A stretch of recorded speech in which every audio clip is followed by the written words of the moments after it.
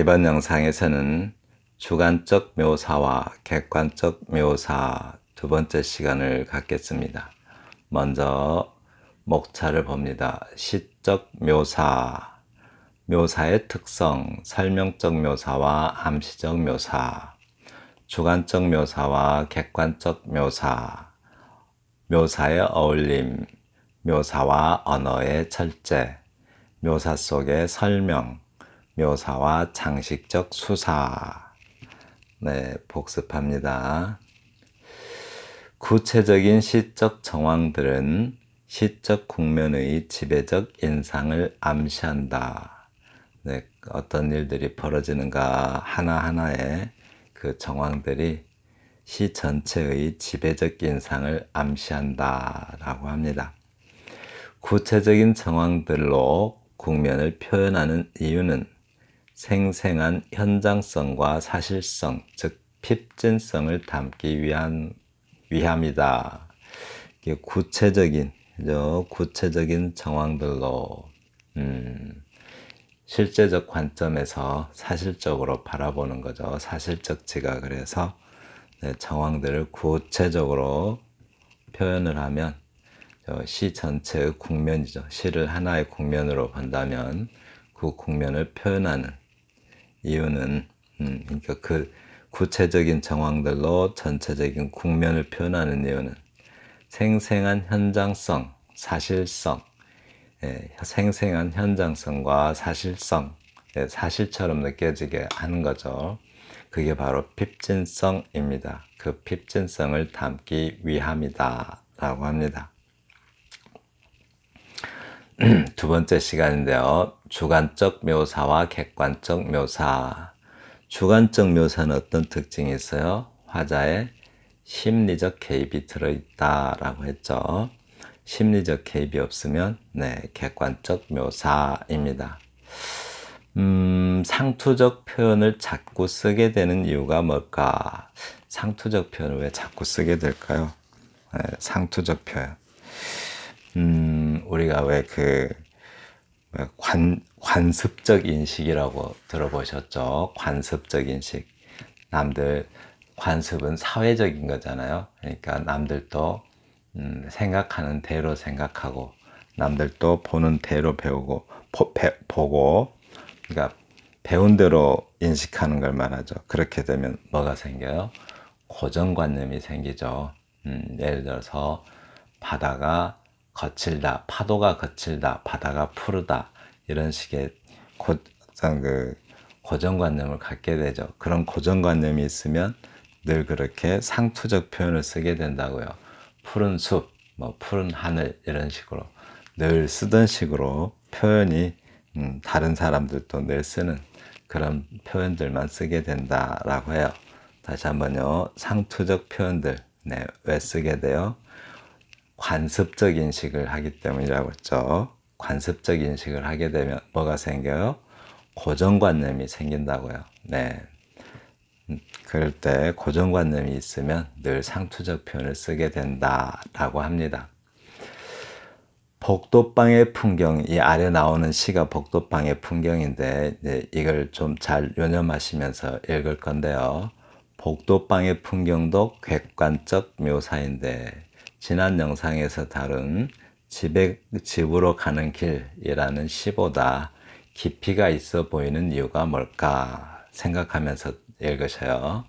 복도방의 풍경도 아래 시가 객관적인 묘사인데, 객관적 묘사예요. 똑같이 객관적인 묘사인데 지난 영상에서 배운 집으로 가는 길보다 더 깊이가 있어 보이는 이유는 뭘까? 집으로 가는 길이 왜 문제가 있다고 했나요?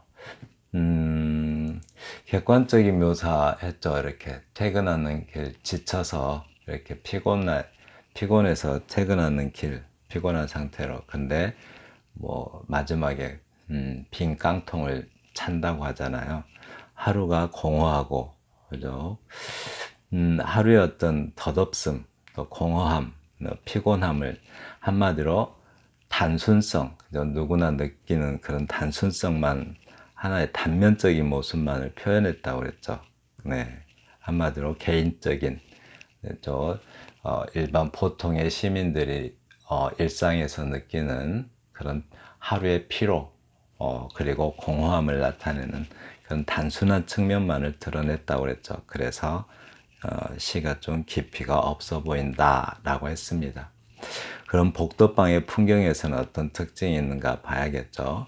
복덕방의 풍경의 묘사 중에 문제가 되는 표현들은 어떤 문제점들이 있는가 한번 봐요. 시를 읽습니다.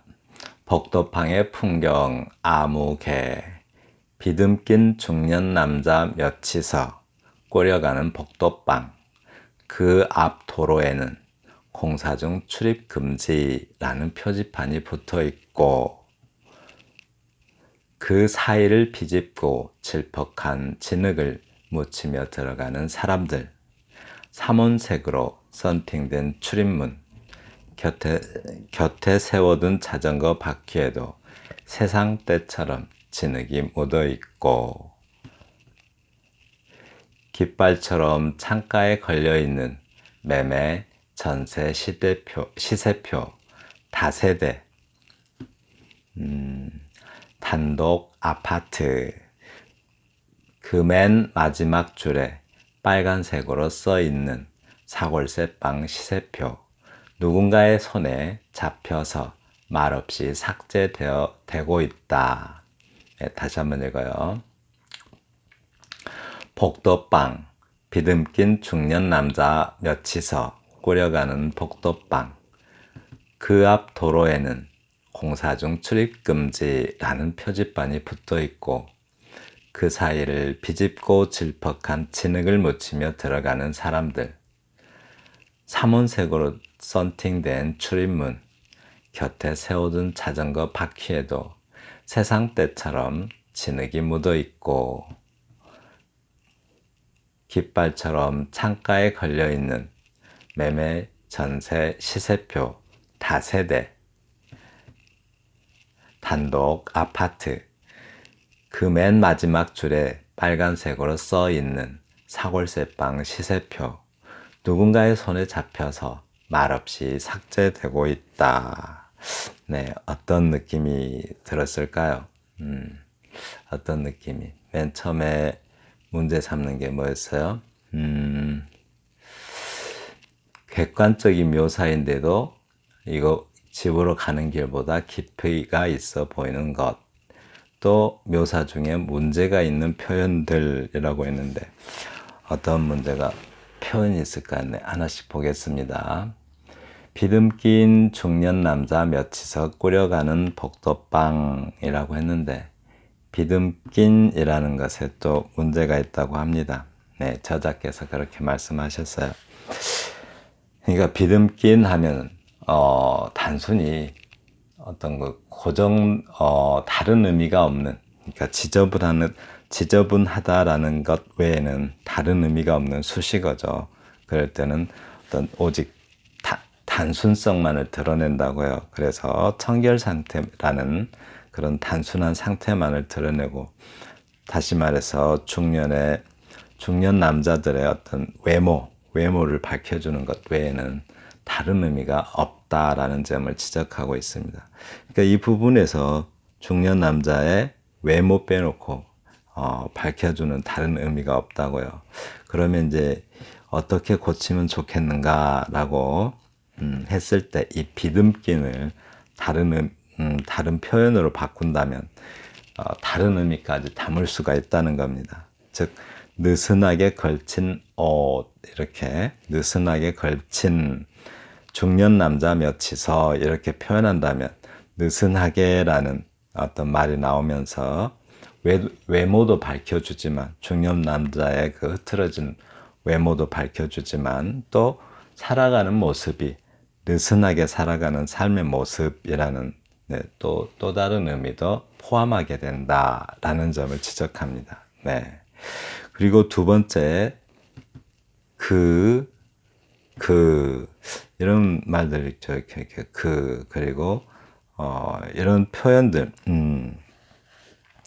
그러니까 이런 어떤 저라고 하죠. 영어에서는 그런 말들이 굉장히 자연스럽게 쓰이죠. 앞에 어떤 그 관사라고 해서 말 앞에 그냥 막 붙여서 쓰잖아요. 근데 한국어에서 이, 그, 저라는 관형사라고 하죠. 이, 그, 저. 그걸 관형사, 그런 지시 관형사를, 또 이, 그, 저가 대명사로 쓰이기도 하잖아요. 지시대명사. 뭐, 이, 그녀, 그, 뭐, 이, 뭐 하는 이, 뭐 이런 말이 있죠. 이런 지시대명사 같은 경우는 어떤 거추장스러운 장식어로 보일 수도 있다고 합니다.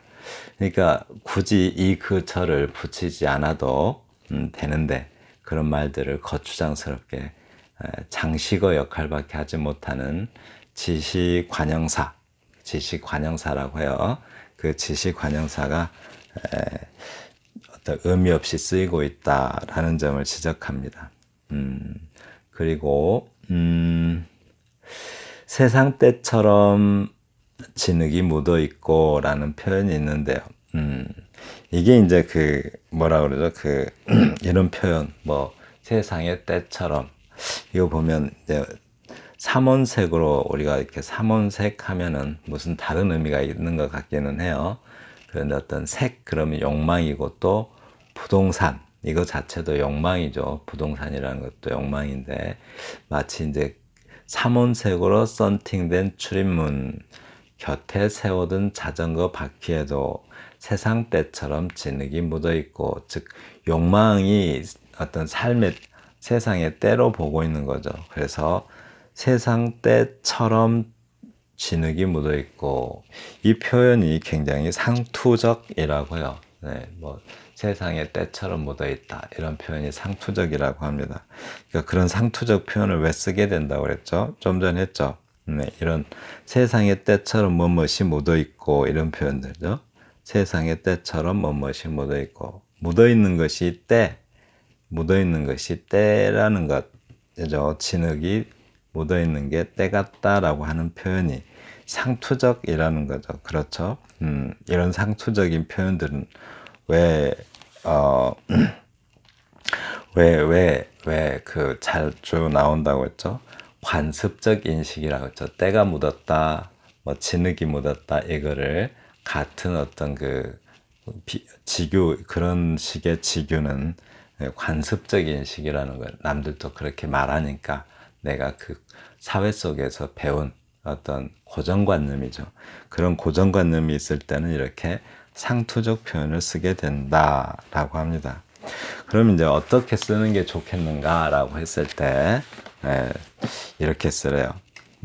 이게 세상 때처럼 이렇게 하지 말고, 때가 묻어 있다, 진흙이 묻어 있다, 너무 비슷하잖아요. 그런 게 아니라 세상 때처럼을 변두리에 하루하루처럼 이렇게 하면은, 하루하루가 묻었다는 표현은 없잖아요. 이렇게, 그죠? 하루하루가 묻어 있다, 이런 거는 못 들어봤죠. 그러면 이게 이제 새로운 표현이 되는 거죠. 네, 그러니까 관습적 인식 또는 고정관념, 상투적 표현을 벗어날 수 있는 방법이래요. 그래서 하루하루, 변두리에 하루하루처럼 묻어 있고, 이런 말은 없잖아요. 그래서 여기를 변두리에 하루하루처럼 진흙이 묻어 있고, 즉 삶의 어떤 뭐랄까요, 자전거에 진흙이 묻었는데 그게 변두리에 하루하루처럼 묻어 있대요. 그러니까 이렇게 써놓으면은 세상 때처럼 묻어 있다 이러면은 다른 의미가 없어지게 되죠. 다른 어떤 깊이가 없어 보여요. 깊이가. 그런데 변두리에 하루하루처럼 진흙이 묻어 있고라고 하면은, 진흙이 변두리에 하루하루처럼 묻어 있대요. 그럼 변두리에 하루하루는 어떤 느낌이에요? 뭔가 질척거리고, 그죠? 질척거리고 고단한 어떤 삶의 무게가 좀 시각적으로 드러나죠. 예? 하루하루처럼 진흙이 바퀴에 묻어 있다고 한다면, 그게 이제 하루하루 같다는 거죠.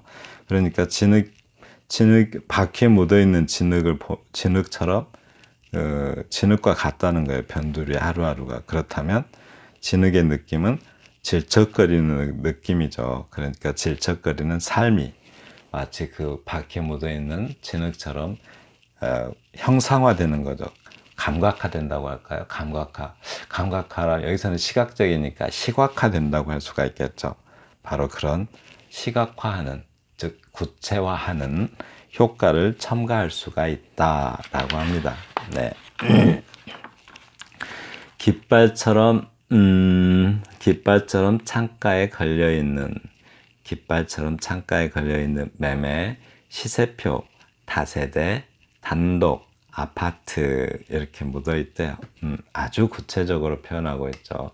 여기에 뭐 어떤 시인의 심리적 개입 같은 것은 없죠. 어떤 심리적 세계에서 그려내는 말은 없잖아요. 그러니까 이제 어떤 객관적 묘사인 거죠. 그런데 그맨 여기도 또 그가 있죠. 이렇게 이런 말 너무 이렇게 그죠? 이렇게 이런 어떤 지식 관형사를 남발하면 안 된다라고 해요. 맨 마지막 줄에 빨간색으로 써 있는 사골세빵 시세표 누군가의 손에 잡혀서 말없이 삭제되고 있다. 네, 나가고 있나 봐요. 거래가 돼서. 그런데 여기 써 있는 이라는 표현이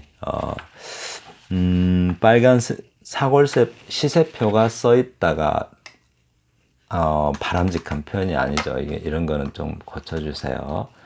시세표는 써 있는 게 아니라 쓰다의 피동은 쓰이다잖아요. 이렇게 그러면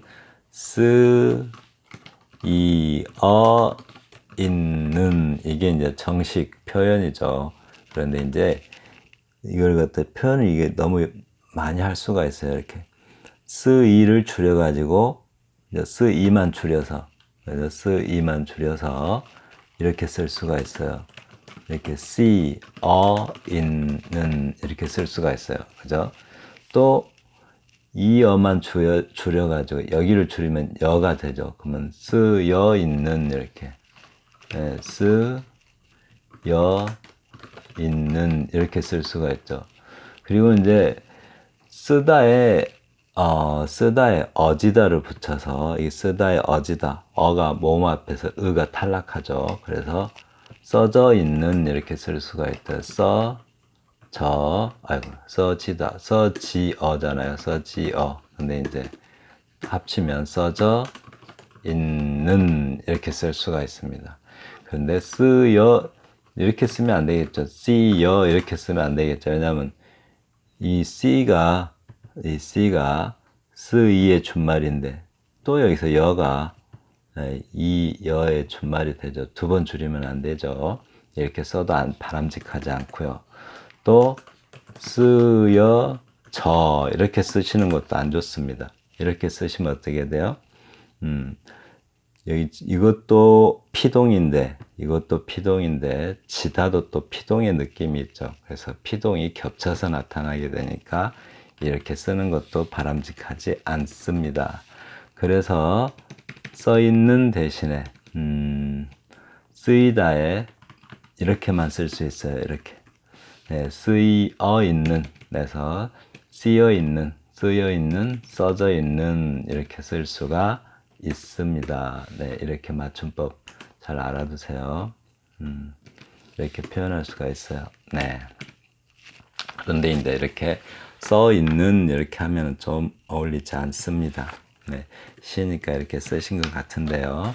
네, 이거 잘 알아두세요. 맞춤법 이 부분. 네, 이렇게 쓰는 거고요. 사골세빵 시세표 누군가의 손에 잡혀서 말없이 삭제되고 있다라고 합니다.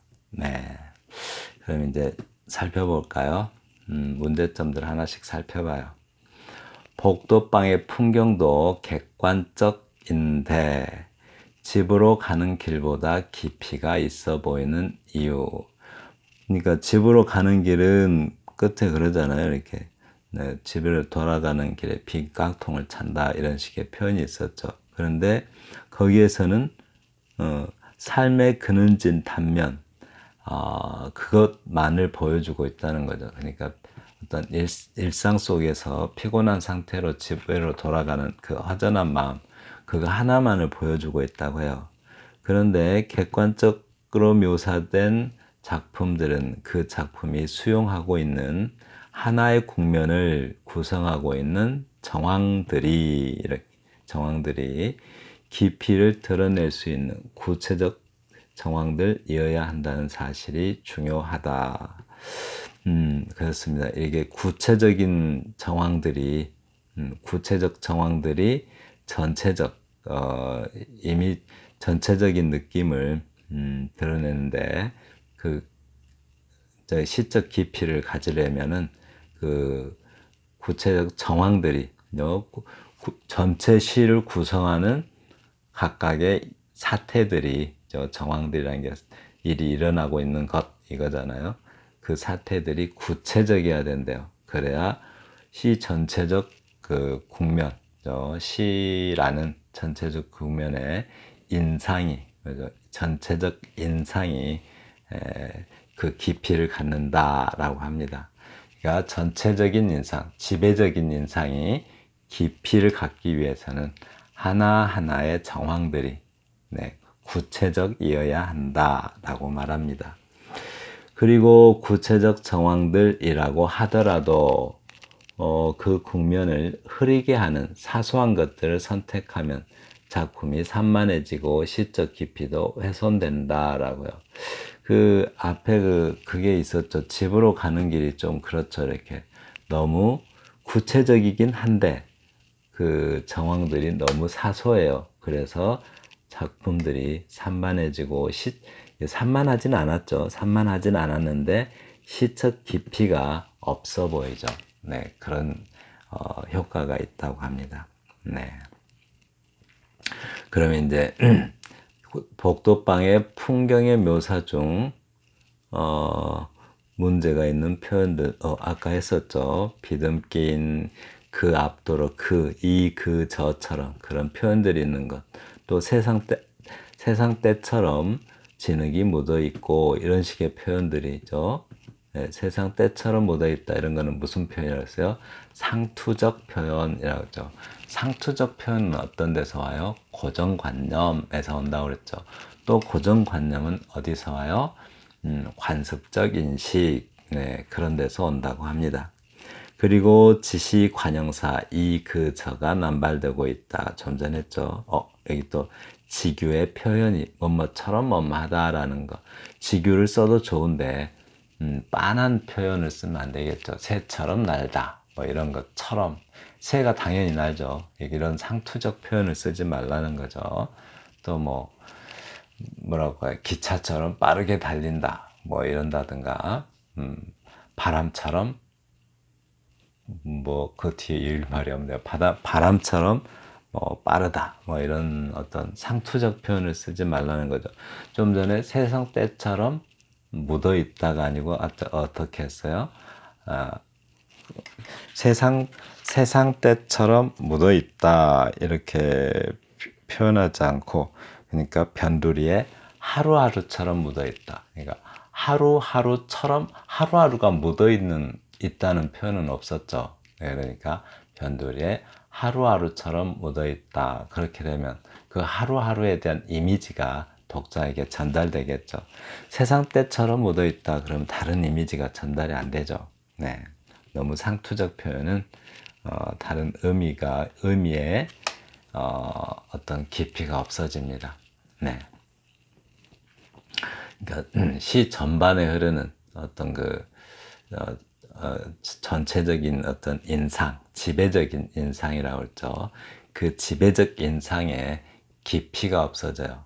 지배적 인상에 깊이가 있으려면 상투적 표현을 쓰지 않는 것이 좋다라고 합니다. 자, 아래 복도방의 개작. 아까 그 시를 좀 더 바꿔봤어요. 어떻게? 위에 원작이 아까 그 시조 원작과 어떻게 다른가 밑에 시를 바꿔놨는데 원작과 어떻게 다른가 한번 봐요. 이렇게 쓴 것과 좀 전에 쓴 것의 차이가 뭔가. 복도방의 풍경, 아무 개시. 느슨하게 옷을 걸친, 좀 전에 했었죠. 느슨하게 옷을 걸친 중년 남자 몇이서. 느슨하게 옷을 걸친 중년 남자 몇이서 꾸려가는 복도방.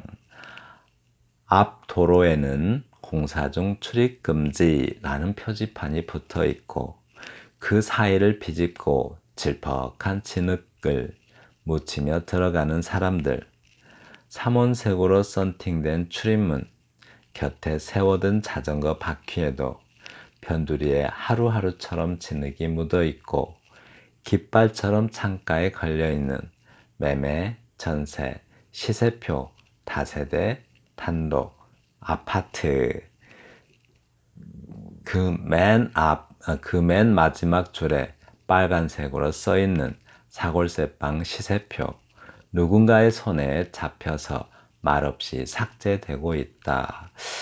좀 전에 시하고 이 시는 거의 내용이 똑같은데 탁 들어오는 느낌의 차이가 뭐예요?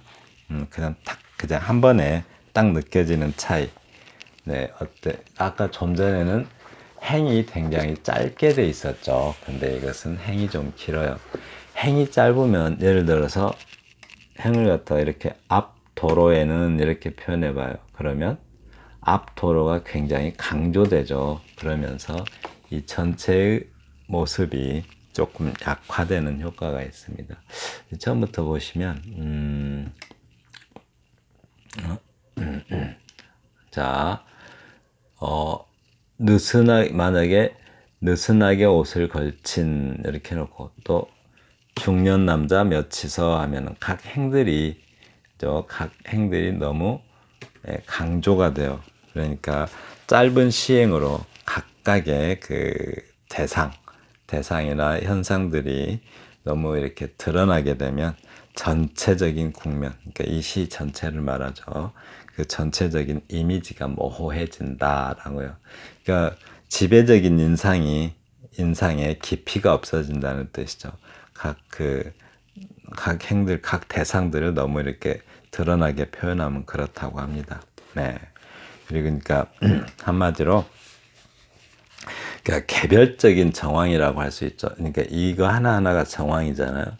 느슨하게 옷을 걸친 중년 남자가 며치서 꾸려가는 복덕방, 이것도 하나의 정황이고 각각의 어떤 시적 정황이 너무 이렇게 드러나게 표현되면 전체적인 어떤 국면에 대한 어떤 그 인상, 그죠? 지배적인 인상이 조금 모호해진다라는 겁니다. 그죠? 근데 그 외에는 뭐 특별히 다른 게 없죠. 여기서는 뭐 저와 같은 어떤 지시 관형사 같은 게 다 생략돼 있고 아까 써 있는 이것도 고쳤죠.